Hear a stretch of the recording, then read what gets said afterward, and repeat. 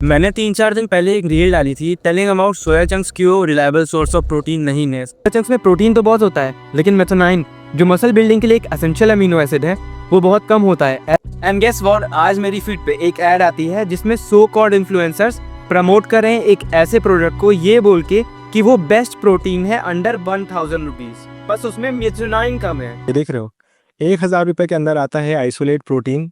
इसमें सिर्फ एक अमीनो एसिड कम है, वो है मिथ्योनिन। 1000 रुपए से भी कम में आइसोलेट प्रोटीन, ठीक है। इसके अंदर एक अमीनो एसिड कम है, मिथियोनाइन।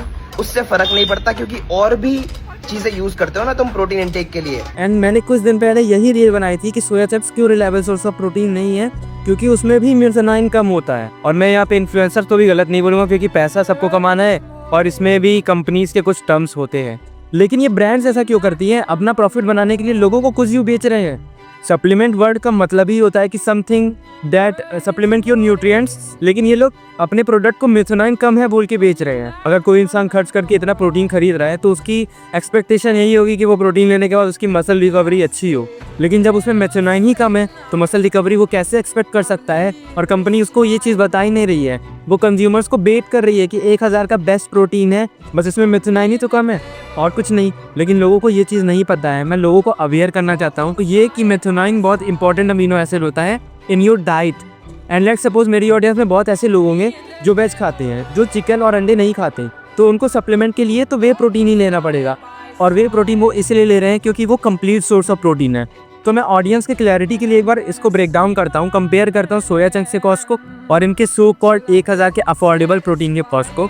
वैसे मैं सोया चंक्स को भी रिलायबल सोर्स ऑफ प्रोटीन नहीं कहता हूँ, आपको पता है क्यों, लेकिन फिर भी अगर आप इनके एक स्कूप ऑफ प्रोटीन देखोगे 1000 वाले पैक से, तो आपको ये पड़ेगा पर स्कूप 71 रुपीज़ का, जिसमें आपको मिल रहा है 25 gram protein, actually 24 gram protein. और अगर आप सोया चंक्स लेते हो 10 से 15 रुपए के, तो उसमें आपको इससे ज़्यादा प्रोटीन मिल रहा है। मतलब कि अफोर्डेबल क्या हुआ? Soya chunks. लेकिन मैं अभी वो भी नहीं कहूँगा कि आप सोया चंक्स को रिलाई करो। एंड लास्टली मैं अपने ऑडियंस से रिक्वेस्ट करता हूँ कि आप ऐसी बेट्स में ना फंसें। अगर आपको प्रोटीन खरीदना है तो आप वे प्रोटीन ले सकते हैं। आप ऐसी डील्स में ना फंसे जहाँ पे लिखा हो कि बेस्ट अफोर्डेबल प्रोटीन है। और इन्फ्लुएंसर्स की बात पे, सारी बातों पे भरोसा नहीं करना होता, खुद रिसर्च कर सकते हैं आप, सबके पास इंटरनेट का एक्सेस है। और अगर आपको मेरी रील अच्छी लगी हो या इन्फॉर्मेटिव लगी हो तो प्लीज़ मुझे फॉलो करें, और जो भी कमेंट में आपका ओपिनियन हो प्लीज़ कमेंट में शेयर करिएगा।